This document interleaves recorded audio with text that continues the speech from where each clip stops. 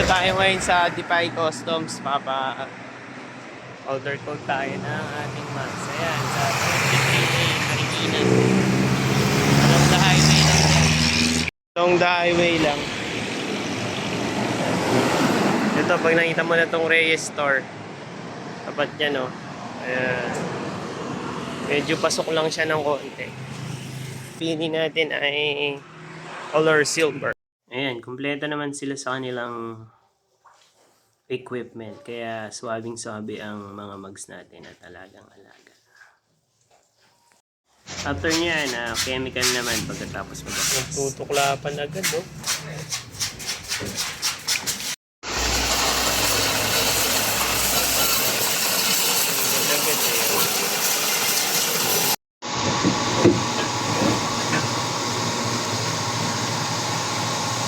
Sandblast.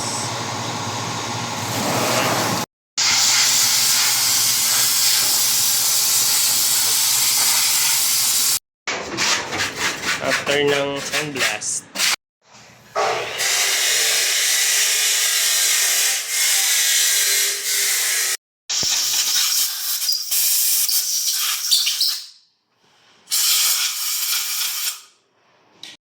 kamusta mga chong? So ito na yung ating NMAX ngayon with new looks. Yung mags natin, syempre walang iba, pinagawa natin yan sa Defy Customs. Sobrang quality nung gawa nila. Ayan, oh, kinis ang kintab. Okay, kahapon ko yan pinagawa. Yan, oh, walang kasabit-sabit. Ayun. So, itong silver natin ay simply silver. Dapat ang kukunin ko is yung isang silver.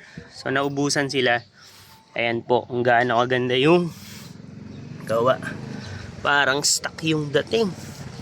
Tapos ang kinis. Diba? Ayan. Dito yan sa Defy Customs Marikina. Yung likod, silipin natin yung likod. Ayan, ito naman yung likod. Ayan, diba? Napakakinis, oh.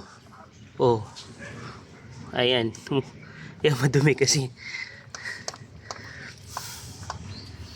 Okay. Ayan, oh. Ang gaano kakintab yan. Sobrang quality. Defy Customs Marikina.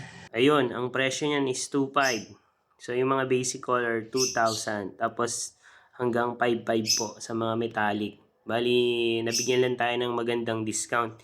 Salamat po, sir, ng Defy Customs Marikina. Lang, si Paul doon. Tapos, yung shop nila doon, maasikaso. Comment lang kayo din sa page nila. Oh, diba? Pogi, oh. Wah, guwapo. Pero mas guwapo kung yung isang silver yun nakuha ko. Okay? Ayun. So, shoutout ko lang yung Defy Customs Marikina na napaka-quality at napakaganda ng gawa. Ang mga chong.